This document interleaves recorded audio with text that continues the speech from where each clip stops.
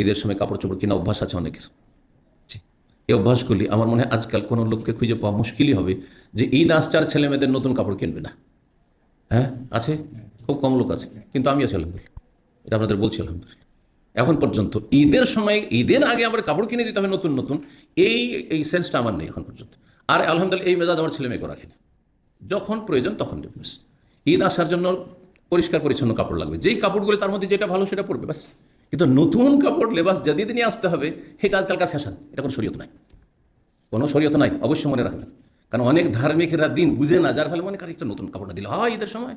আর ঈদের ভিড়ভাড়ে ফাজেররা যেমন দোকান পাটে ভিড়ভাড় করছে, তেমন আপনি একজন দিনদার ধার্মিক আলেম মানুষ, তারপরে আপনার পরিবার, আপনি গিয়ে ওই মার্কেটে ধাক্কাধাক্কি করছেন, ভিড়ভাড় করছেন। পার্থক্য কী থাকলো আপনার মাঝে আর অন্য লোকের মাঝে? অবশ্যই পার্থক্য থাকতে হবে। জি, আমি একসময় অবাক হইতাম, একসময় তো দোকানপাটে যেতাম, ঈদের পরের দিন বা তার পরের দিন যখন একেবারে দোকানে কোনো কাস্টমার নেই, তখন আমি ওই যে শাহরি প্লাজা আছে না, এখানে আছে না এগুলো, ইবাদুল্লাহ স্যার আছে, এগুলোতে কোনো কাস্টমার নেই সেখানে, তখন কেউ নেই। আর ঈদের আগে ঢোকা যায় না, বের হয়ে যাবে না, দোকানে ঢুকে গেলে ঢোকা যাবে না। এটাই অভ্যাস ছিল আমাদের। জি, আলহামদুলিল্লাহ, আল্লাহ যেন কন্ট্রোল করা তৌফিক দান করেন।